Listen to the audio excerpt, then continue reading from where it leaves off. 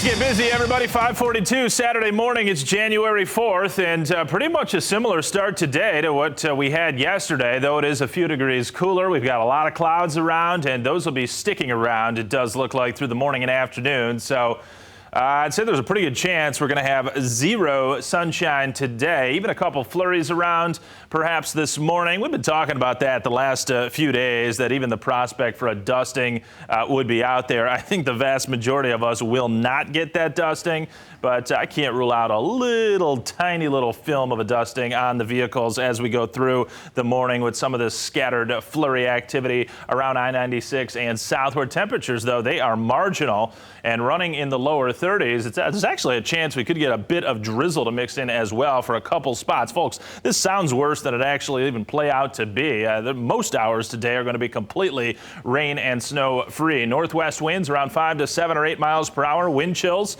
they are in the 20s. This is the time of year it gets cold, and it is on the cool side. But by the standards of early January, really, this is not very bad at all. A few flurries around today. A new rain or light snow shower tomorrow afternoon. More like, again, a drop or a flake. That's how light the precip will be.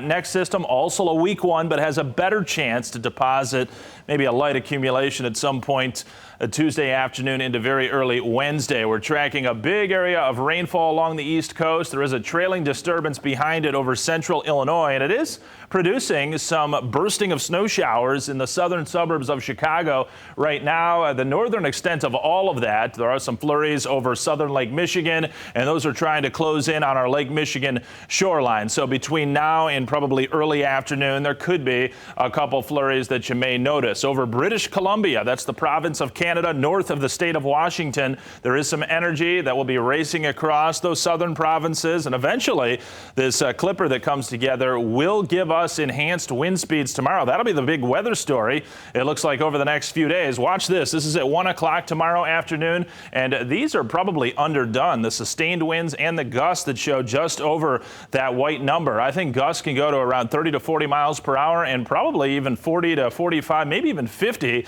especially the northern end of our viewing area here, say from Holland and northward.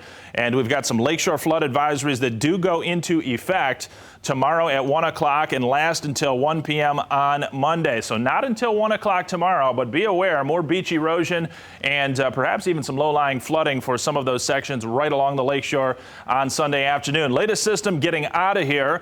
We go into tomorrow, and you'll see this next clipper racing across Ontario. The southern extent of it may give us a rain or snow shower, but nothing accumulating on Sunday. We start off Monday with some sunshine. How about that briefly before more clouds come in, and the next week's system starts to pick up some lake moisture and throw it down in the form of some scattered snow showers Tuesday, especially afternoon, and we may get a light accumulation at that time, but nothing real serious. And how could you have anything serious with temperatures in the 30s and then eventually the 40s again by Thursday, Friday?